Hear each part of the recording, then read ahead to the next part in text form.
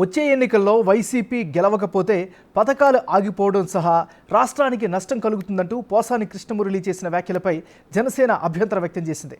YCP నుంచి జీతం తీసుకునే పోసాని నోరు అదుపులో పెట్టుకోవాలంటూ జనసేన నేత కిరణ్ రాయల్ వార్నింగ్ ఇచ్చారు. ఇద్దరి మధ్య జరిగిన మాటల యుద్ధాన్ని ఇప్పుడు చూద్దాం.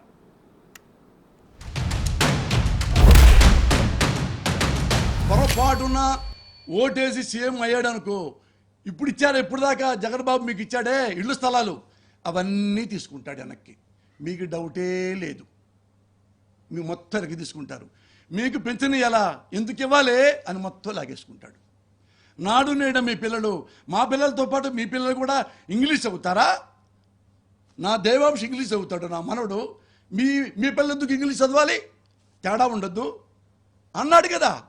ఎస్సీలో పుట్టాలు ఎవరు కోరుకుంటారు అంటే, ఎస్సీలు అంటారు మాలా మాదిగ సోదరులు, మాలాళ్ళు మాదిగాళ్ళు. ఈ కులంలో పుట్టాలని ఎవరు కోరుకుంటారా?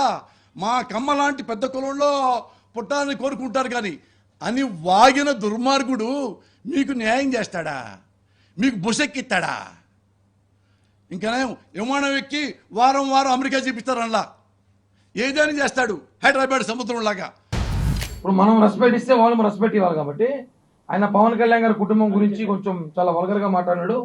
ఈ విషయం మీద కూడా మేము చాలా సీరియస్గా స్పందించారు అందరూ. మా వీరమణి కూడా అతను రేపు మా అధికారం వచ్చిన తర్వాత ఈ రాష్ట్రంలో తిరగని మేము ఖచ్చితంగా చెప్తున్నా. అతను వైసీపీ జగన్మోహన్ రెడ్డి జీతగాడు. అతను జీతం తీసుకొని పవన్ కళ్యాణ్ గారిని విమర్శిస్తే డబ్బులు తీసుకొని బతికేవాడు. మమ్మల్ని మాట్లాడడం కరెక్ట్ కాదు చెప్తున్నాం. వాడు భాషలో చెప్తున్నాం.